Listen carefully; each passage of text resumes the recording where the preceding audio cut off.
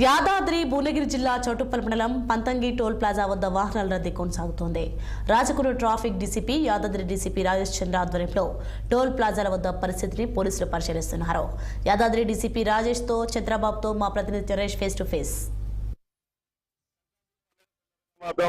వాహనాల రద్దీ జాతీయ రహదారిపై కొనసాగుతుంది. అయితే యాదాద్రి డీసీపీ రాజేంద్ర మనతో ఉన్నారు. ఒకసారి అడుగుదాం. యాదాద్రి భువనగిరి జిల్లాలో అటు గూడూరు టోల్ ప్లాజా అలాగే పంతంగి టోల్ ప్లాజాల దగ్గర మాత్రం వాహనాల రద్దీ కొనసాగుతుంది. దీనికి సంబంధించి ఒకసారి మాట్లాడదాం.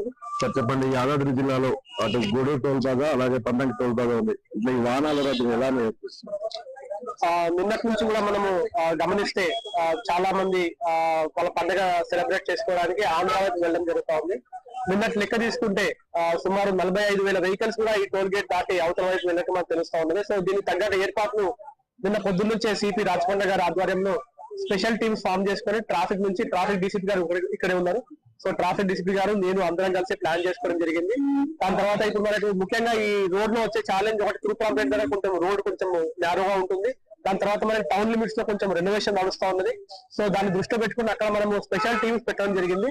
ఇదే కాకుండా local traffic main highway traffic disturb చేయకుండా అదే మళ్ళీ సేమ్ వే హైవే ట్రాఫిక్ వల్ల లోకల్ యాక్సిడెంట్స్ ఏం జరగకుండా అక్కడ కూడా రో పార్టీస్ తోటి మేము డివైడ్ చేసుకోవడం జరిగింది.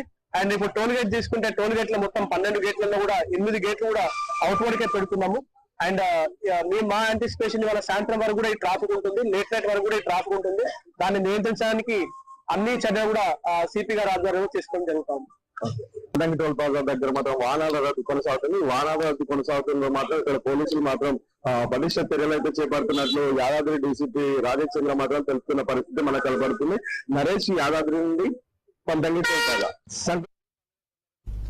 10 ఏళ్ల కాలంలో బీఆర్ఎస్ నేతలు సిరిసిల్ల కేంద్రంగా